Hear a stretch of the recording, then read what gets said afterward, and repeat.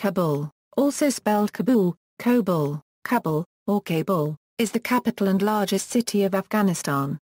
It is also the capital of Kabul Province, located in the eastern section of Afghanistan. According to a 2012 estimate, the population of the city was around 3,289,000, which included Tajiks, Pashtuns, Hazaras and smaller numbers of Afghans belonging to other ethnic groups. It is the 64th largest and the 5th fastest growing city in the world. Kabul is over 3,500 years old and many empires have controlled the city, which is at a strategic location along the trade routes of South and Central Asia. It has been ruled by the Median Empire, Achaemenid Empire, Seleucid Empire, Maurya Empire, Kushan Empire, the Saffarids, Ghaznavids, and Ghurids. Later it was controlled by the Mughal Empire, Afsharid dynasty, Durrani Empire, British Empire and the Soviet Union.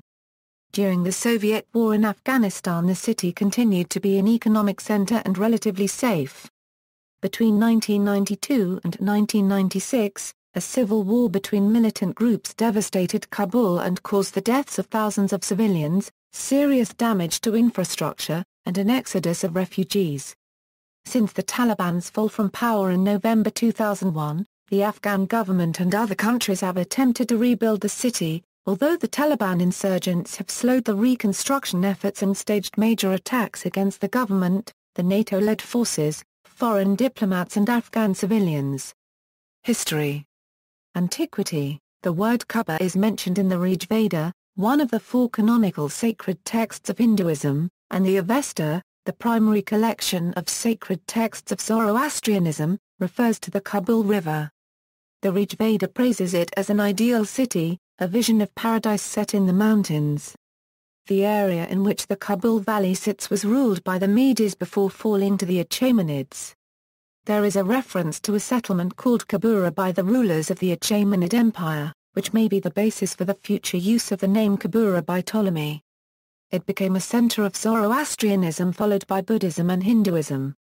Alexander the Great explored the Kabul Valley after his conquest of the Achaemenid Empire in 330 BC, but no record has been made of Kabul, which may have been only a small town and not worth writing about. The region became part of the Seleucid Empire but was later given to the Indian Maurya Empire. Alexander took these away from the Aryans and established settlements of his own, but Seleucus Nicator gave them to Sandracoptus, upon terms of intermarriage and of receiving in exchange 500 elephants.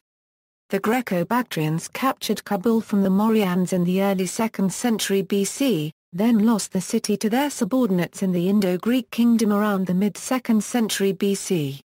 Indo-Scythians expelled the Indo-Greeks by the mid-1st century BC, but lost the city to the Kushan Empire about 100 years later.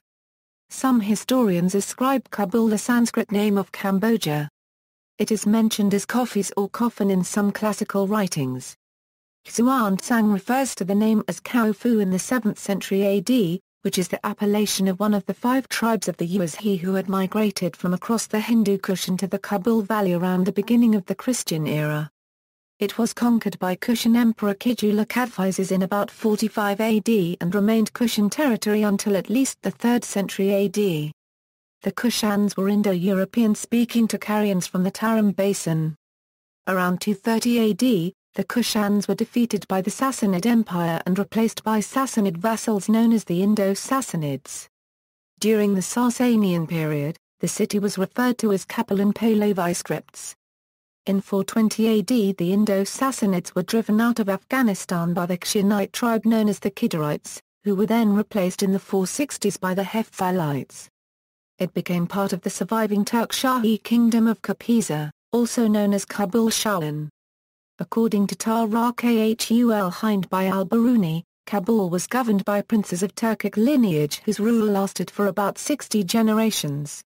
Kābel was formerly governed by princes of Turk lineage. It is said that they were originally from Tibet. The first of them was named Bukhtigoen. And the kingdom continued with his children for 60 generations. The last of them was Akatramoen, and his minister was Kala, a Brahman. This minister was favored by fortune, and he found in the earth treasures which augmented his power. Fortune at the same time turned her back upon his master. The Ǩaːbəl's thoughts and actions were evil, so that many complaints reached a minister, who loaded him with chains, and imprisoned him for his correction.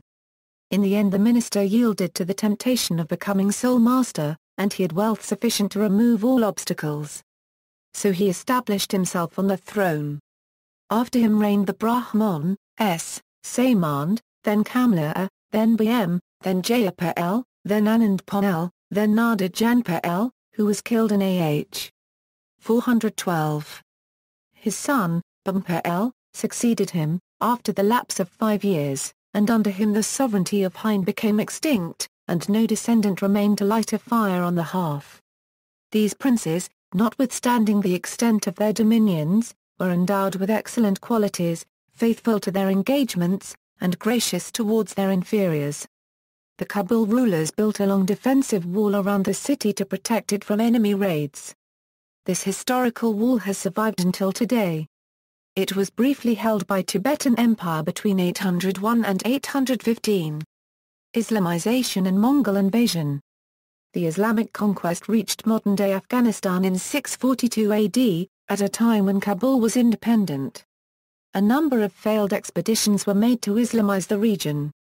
In one of them, Abdurrahman bin Samana arrived to Kabul from Zanj in the late 7th century and managed to convert 12,000 local inhabitants to Islam before abandoning the city. Muslims were a minority until Yahya bin Layth as-Safar of Zanj conquered Kabul in 870 and established the first Islamic dynasty in the region. It was reported that the rulers of Kabul were Muslims with non-Muslims living close by. Kabul has a castle celebrated for its strength, accessible only by one road. In it there are Masuma Ns, and it has a town, in which are infidels from Hind.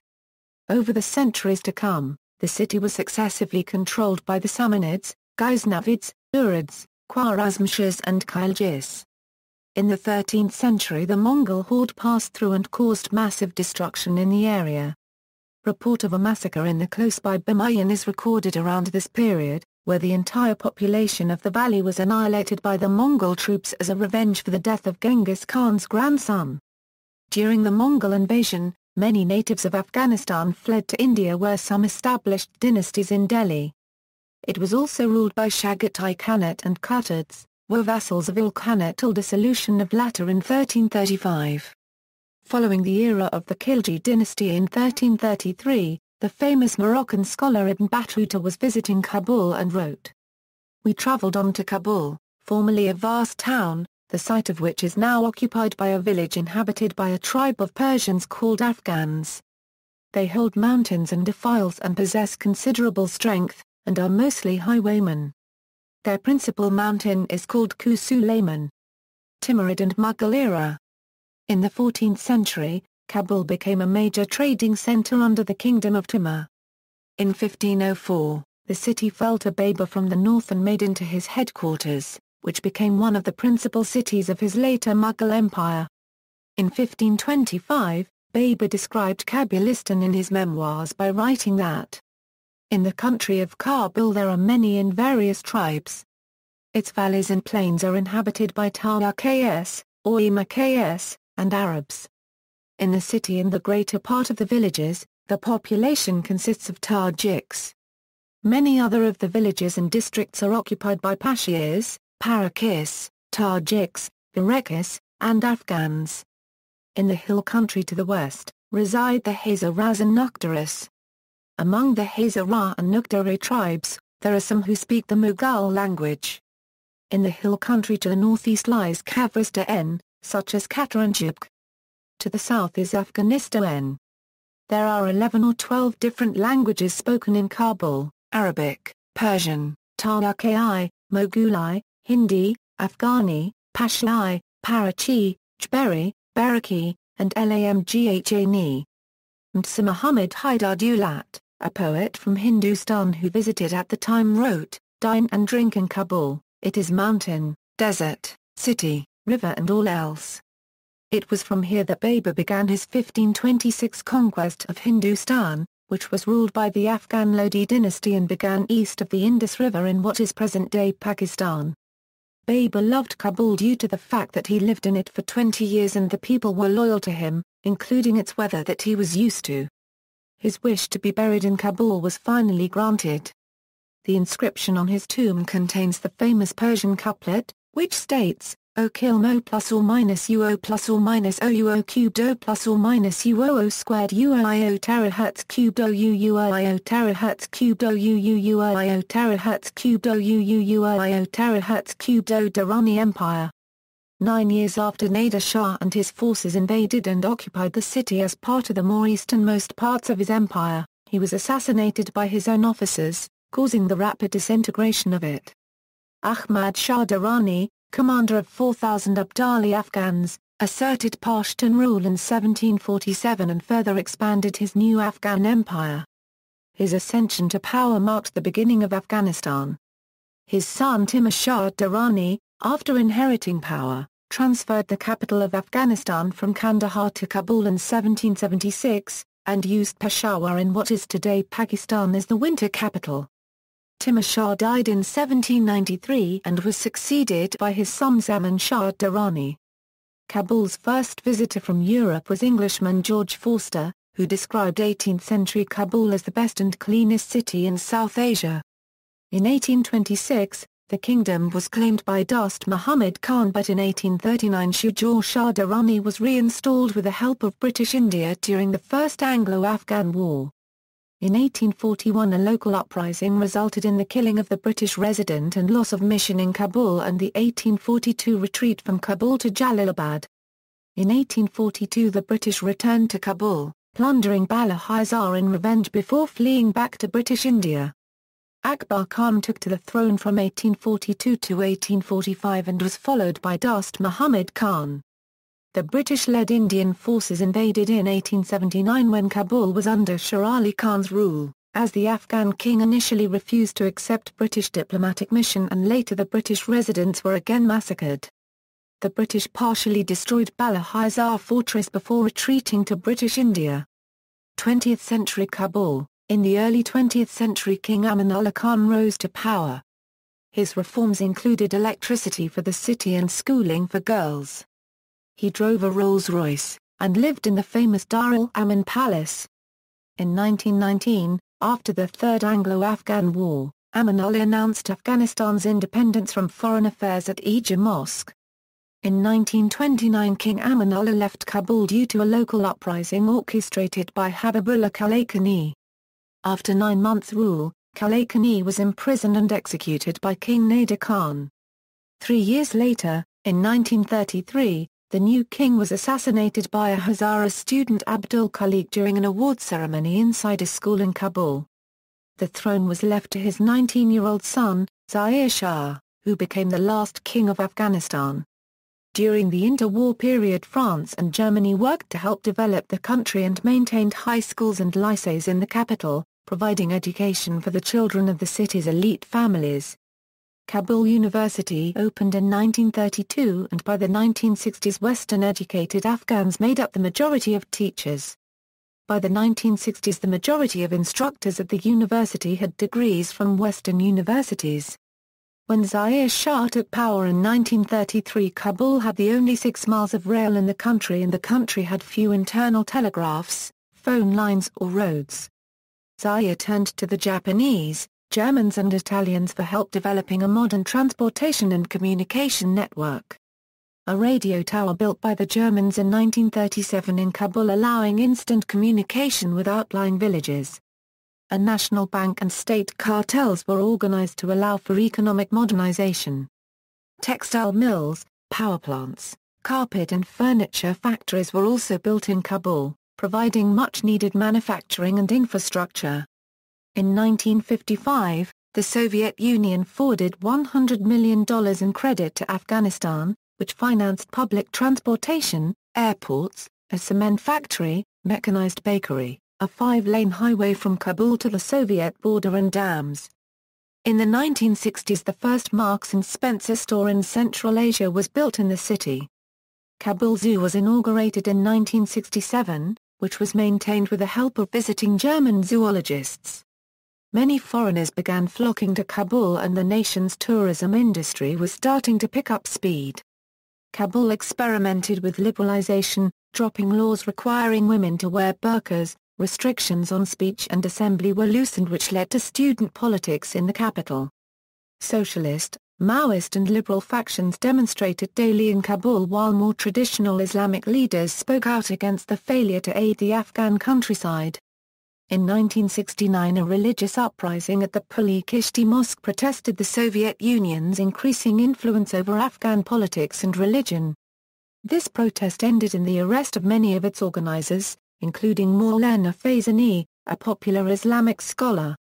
In the early 1970s, Radio Kabul began to broadcast in other languages besides Pashto, which helped to unify those minorities that often felt marginalized.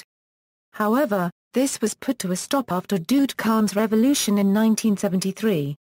In July 1973, while King Zair Shah was visiting Europe, his cousin Daud Khan, who served as prime minister, took over as leader in Kabul. This was supported by the People's Democratic Party of Afghanistan, a pro-Soviet political party.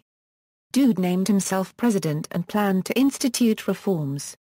The BBC has described the period before the April 1978 revolution as an era when different ethnic groups of Afghanistan lived together harmoniously, intermarried and mixed socially. Kabul during Soviet times. On April 28, 1978, President Daud and his family along with many of his supporters were assassinated in Kabul. Pro-Soviet PDPA under Hafizullah Amin seized power and slowly began to institute reforms. Private businesses were nationalized in the Soviet manner. Education was modified into the Soviet model, with lessons focusing on teaching Russian, Leninism, Marxism and learning of other countries belonging to the Soviet bloc.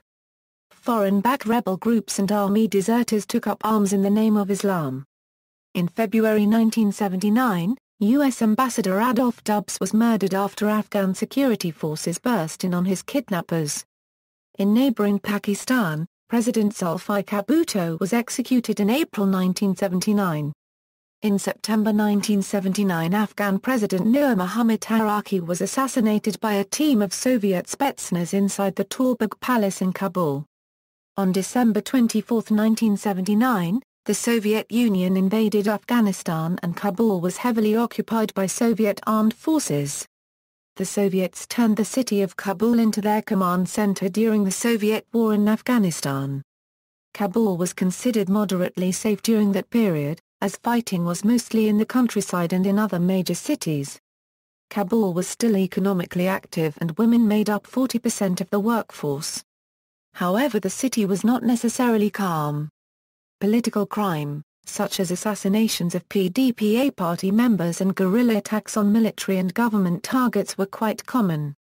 The Soviet embassy, for example, was attacked 4 times with arms fire in the first 5 years. In 1983, a report from Izvestia said that most public places such as hospitals and state banks had people with guns in their hands, which was not how it was from 1978 to 1979. A Western correspondent revisiting Kabul in December 1983 after a year, said that the city was converted into a fortress bristling with weapons, suggesting the increasing side of guns. But the city's image wasn't negative in everybody's view. American diplomat Charles Dunbar said that the Soviet troops' presence was surprisingly modest. He said in a July 1983 article that whilst Soviet troops are a common sight, they do not give the impression of invaders who are enforcing their occupation at the point of a bayonet. Soviet men and women were very common in the city's shopping roads, with the large availability of Western products. An December 1983 article from Bulletin of the Atomic Scientists, where the author stayed 2 weeks in the city, said that the Soviet soldiers had a friendly atmosphere in which they would greet friends and have a chat with the population. Most Soviet civilians lived in the northeastern microrayon suburb, in an apartment housing complex. It was surrounded by barbed wire and armed tanks, for their safety. The residents were often unsafe when walking through the streets, receiving verbal abuse, rude gestures and even kidnappings from anti-PDPA anti-Soviet Afghan civilians. Life for PDPA politicians and their families were also insecure. The population of Kabul increased from around 500,000 in 1978 to 2 million in 1988 as large numbers of civilians in the war-torn countryside moved in. Civil war and Taliban regime. After the fall of Najibullah's Democratic Republic of Afghanistan in April 1992, leaders of the different Mujahideen factions were unable to form a government, so they resorted to fighting. This marked the start of a dark period of the city, in which over 50,000 civilians were killed. About 80% of the city was devastated and destroyed by 1996. Despite the 1992 Peshawar Accords, the Afghan civil war continued and the city suffered heavily under a bombardment campaign. In December 1992, the last of the 86 city trolley buses in Kabul came to a halt because of the conflict. A system of 800 public buses continued to provide transportation services to the city. By 1993, electricity and water in the city was completely out.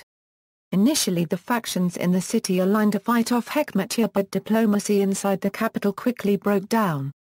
Additionally to the bombardment campaign conducted by Hekmatyar and Dostum, tension between the Shah Hazara forces of Abdul Ali Mazari and the Wahhabi Ittihad Islami of Abdul Rasul Saif soon escalated into a second violent conflict. The fighting between the two factions quickly took on aspects of ethnic cleansing. In January 1994, Dostum joined an alliance with Hekmatyar and conducted the worst bombardment of Kabul during that period, but were eventually repelled by forces of Ahmad Shah Massoud, who also bombarded the city to gain control. In late 1994, bombardment of the capital came to a temporary halt. These forces took steps to restore law and order. Courts started to work again, convicting individuals inside government troops who had committed crimes.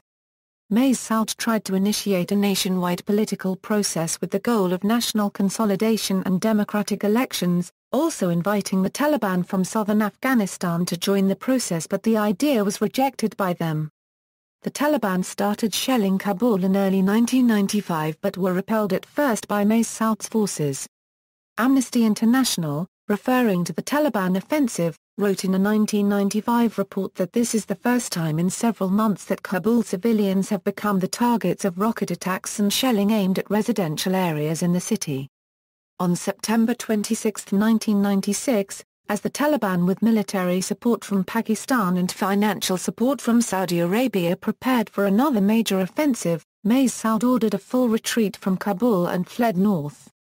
The Taliban seized Kabul on September 27, 1996, and established the Islamic Emirate of Afghanistan. The Taliban imposed on Afghans their political and judicial interpretation of Islam and issued edicts that targeting women. The Physicians for Human Rights analyze. To for unregistered trademark knowledge, no other regime in the world has methodically and violently forced half of its population into virtual house arrest, prohibiting them on pain of physical punishment. The Taliban conducted amputations against common thieves without proper court proceedings. Taliban hit squads from the infamous Ministry for Promotion of Virtue and Prevention of Vice watched the streets conducting arbitrary, brutal and public beatings of people. The Al-Qaeda of Osama bin Laden and Ayman al-Zawahiri became a state within the Islamic Emirate of Afghanistan, with bin Laden controlling Kabul and the eastern city of Jalalabad. NATO presence and the Karzai administration. In October 2001, following U.S. airstrikes to support to the Northern Alliance, the Taliban began abandoning Kabul.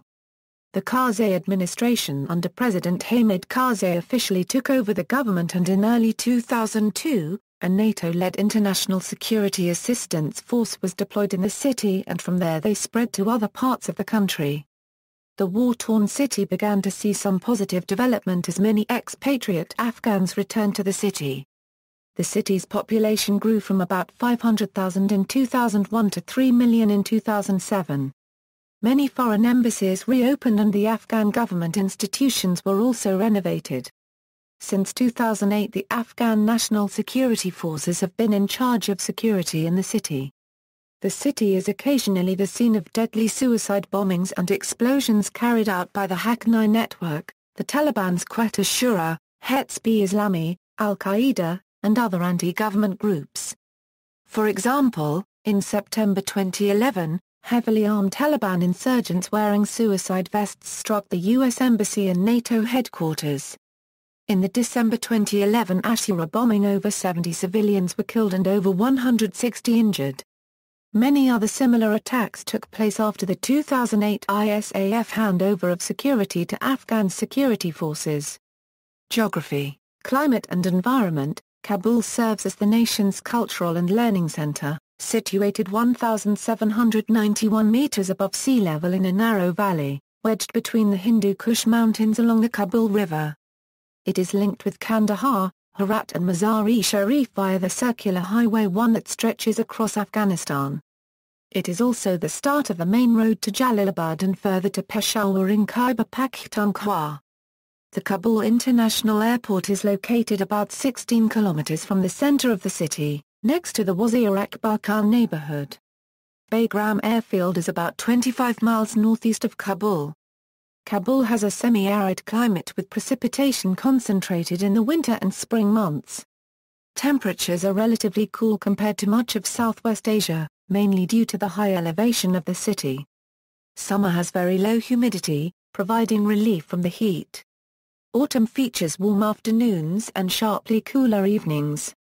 Winters are cold, with a January daily average of a 2.3 degrees Celsius. Spring is the wettest time of the year, though temperatures are generally amiable. Sunny conditions dominate year-round. The annual mean temperature is 12.1 degrees Celsius. Neighborhoods. The city of Kabul is one of the 15 districts of Kabul Province, which is further divided into 18 city districts or sectors. Each city district covers several neighborhoods. The number of districts or sectors in Kabul increased from 11 to 18 in 2005. Below are some of Kabul's neighborhoods listed. This list is incomplete and may be incorrect. You can help by expanding it. This list might also have issues with phonetically reading from Persian to English. Please discuss this matter on the discussion page and improve. North, Bibi Maru, Kale Fatullah, Shirpa, Wazir Akbar Khan. Northeast, Khojurawash, Makro Rayan, Pure Charki, Shashtarak. East, Ahmad Shah Baba Mena, Charkala, Kart Nor, Tape Maranjan, Rahman Baba Mena. Southeast, Jadamuraiwand, Kalacha, Shah Shashid. South, Shari Kona, Shadawazar. Southwest, Dimazang, Kartsi. West, Azmeri, Dasht Bachai, D. Afghanan, Kart Shah, Kushal Khan Mena. Northwest, Kart Ariana, Kart Pawan, Kher Khana, Qafsha, Kulilapashta, Projatamani, Sharera, Sher-Nor. Central, Karabat, Kabul, Mawani Kamena, Murad Kane, Tanya, Kabul. Government and politics. The mayor of the city is selected by the President of Afghanistan, who engages in planning and environmental work. The police belong to the Afghan Ministry of Interior and are arranged by city districts. The Chief of Police is selected by the Minister of Interior and is responsible for law enforcement and security of the city. Muhammad Yunus Nawandish was appointed as mayor of Kabul by the President of the Islamic Republic of Afghanistan in January 2010, and governs a city of an estimated 5 million in population. Since taking office, the mayor has initiated an aggressive program of municipal improvements in streets, parks, greenery, revenue collection, environmental control, and solid waste management. Demographics. The population of Kabul has fluctuated since the early 1980s to the present period. It was believed to be around 500,000 in 2001, but then many Afghan expats began returning from Pakistan and Iran, where they had taken refuge from the decades of wars. In 2009, the World Factbook estimated that Kabul's population was little over 3.5 million. According to Afghan government statistics, it was estimated around 3,289,000 in the year 2012. It should be noted that many Afghans from other provinces stay in Kabul on temporary basis, to spend time with relatives due to fighting or for other reasons. The population of the city reflects the general multi-ethnic and multilingual characteristics of Afghanistan. There is no official government report on the precise ethnic makeover, but according to a 2003 map found in the National Geographic magazine, The population of the city was estimated at 42% Tajiks, 15% Hazaras, 38% Pashtuns, 2% Uzbeks, 1% Baloch, 1% Turkmen, and 1% Hindu. Dari and Pashto are the most widely used languages in the city, although Dari serves as the lingua franca. Nearly all the people of Kabul are Muslims, which includes the majority Sunnis and minority Shias. A small number of Sikhs, Hindus, and Christians are also found in the city. Economy. The Ministry of Finance, which is located in Kabul and led by Dr. Hazrat Omar Zakhilwal, is responsible for overseeing the economic infrastructure of Afghanistan. Kabul's main products include fresh and dried fruit, nuts, beverages, Afghan rugs, leather and sheepskin products, furniture, antique replicas, and domestic clothes. The World Bank authorized $25 million for the Kabul Urban Reconstruction Project, which closed in 2011. Over the last decade, the United States has invested approximately $9.1 billion into urban infrastructure in Afghanistan. The wars since 1978 have limited the city's economic productivity, but after the establishment of the Karzai administration since late 2001, local economic development has included a number of indoor shopping centers. About 4 miles from downtown Kabul, in Bagrami, a 22-acre-wide industrial complex has completed with modern facilities, which will allow companies to operate businesses there. The park has professional management for the daily maintenance of public roads, internal streets, common areas, parking areas, 24 hours perimeter security, access control for vehicles and persons.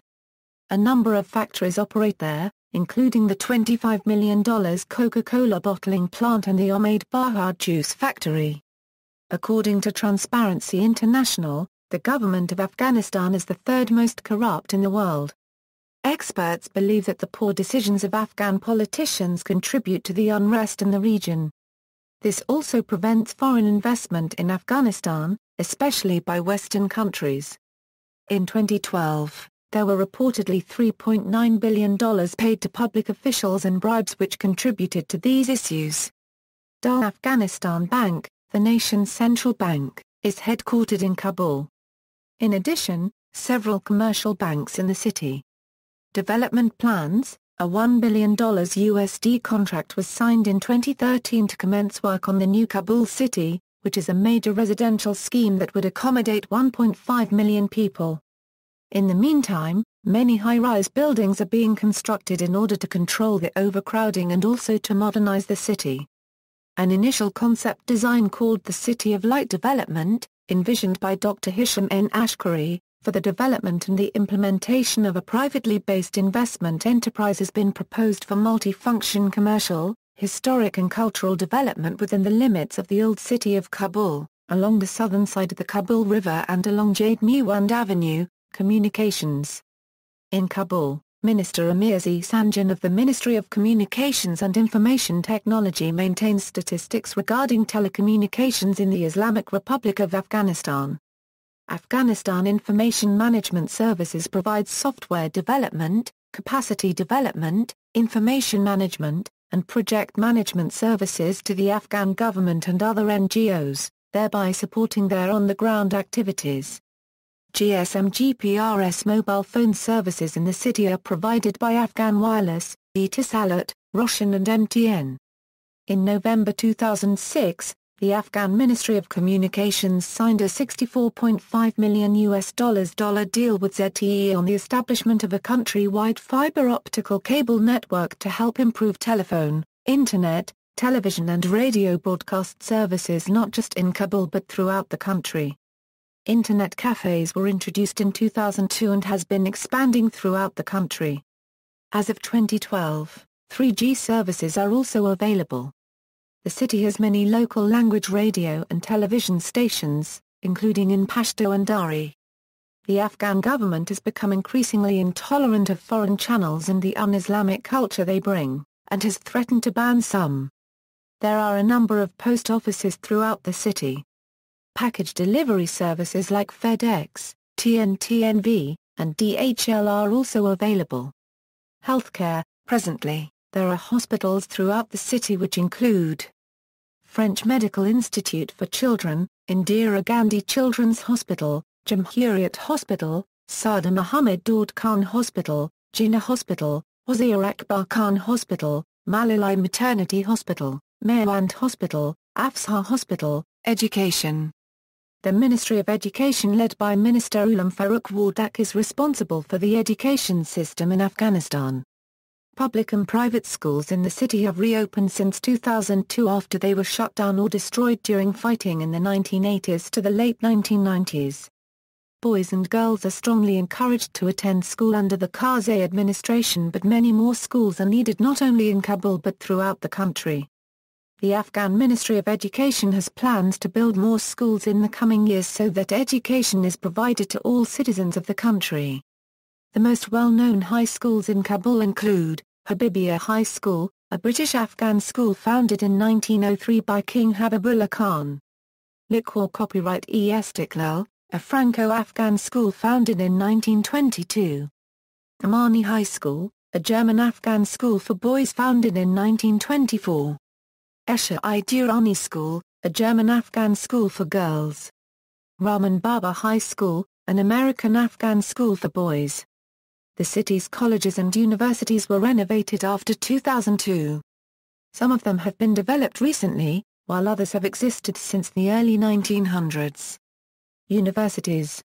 Kabul University, Kabul Health Sciences Institute, Kabul Medical University, Kabul Education University of Rabbani, Afghan National Security University, Afghan University, 1, Afghan Swiss Medical University, American University of Afghanistan, Bakhtar University, Computer-Based Training Institute, Daneshwaran Afghan Educational Institute, Dort University, Dunai Institute of Higher Education, 2, IBNE Shina Institute of Higher Education, 3, Khabara Institute of Higher Education, Kardun University, Karwan University, Kateb Institute of Higher Education, Koh-i-Noor Institute of Higher Education, 4, Mawaiwand Institute of Higher Education, Mariam Institute of Higher Education, National Military Academy of Afghanistan, Peshgam Institute of Higher Education, 5, Polytechnical University of Kabul, Rana Institute of Higher Education,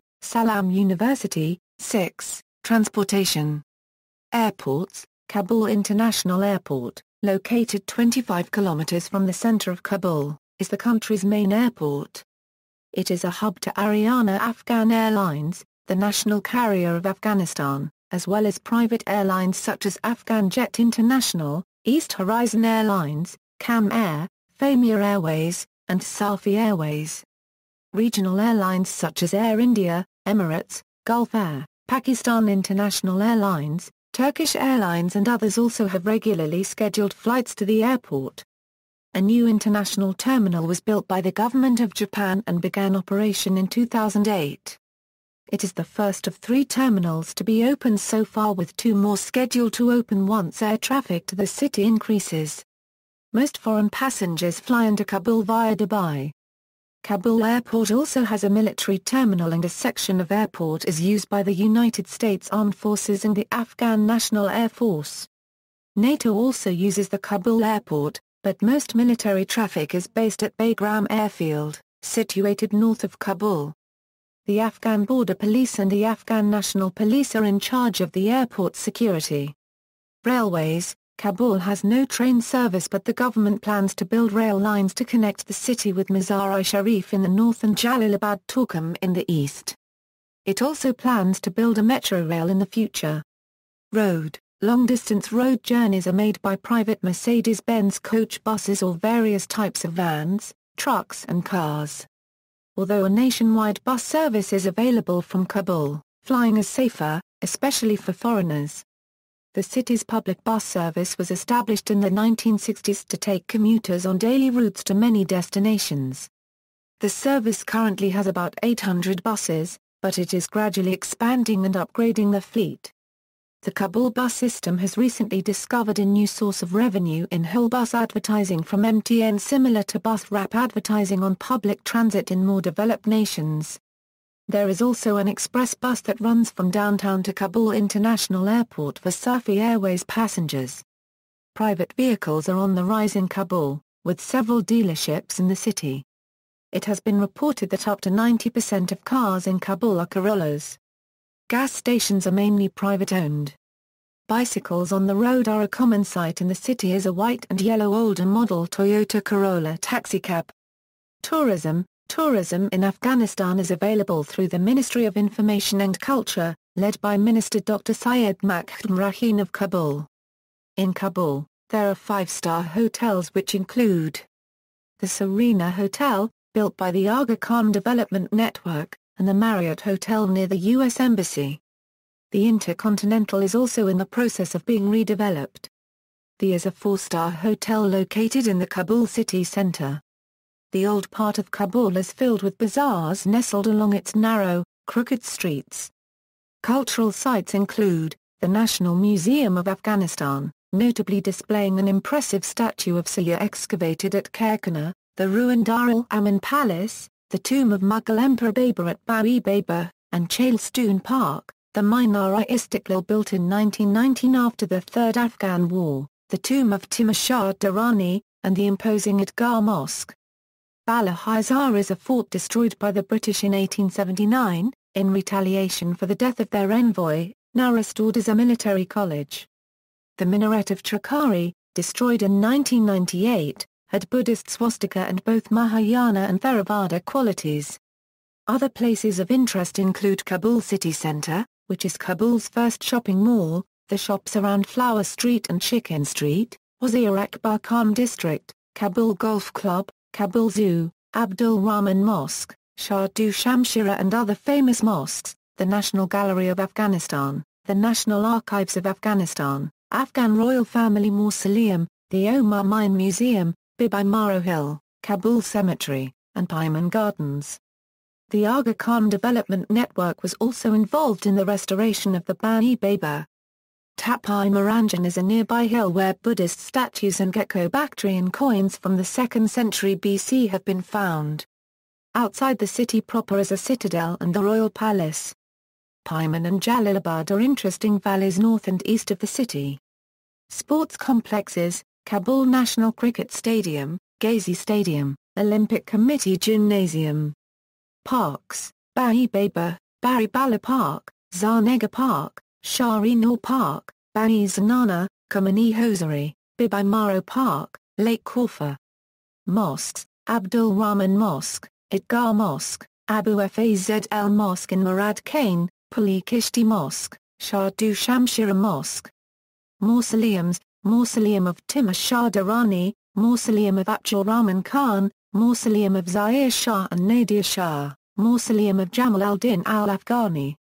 Museums, National Museum of Afghanistan, National Archives of Afghanistan, National Gallery of Afghanistan, Negaristani Milli. Hotels, Serena Hotel, Intercontinental, Safi Landmark Hotel, Golden Star Hotel, Heatal Plaza Hotel. Twin towns are Euro-sister cities, Dubai, United Arab Emirates, Istanbul, Turkey, Kazan, Russia, Saskatoon, Canada, see also. List of cities in Afghanistan, 2002 Hindu Kush earthquakes, references and footnotes.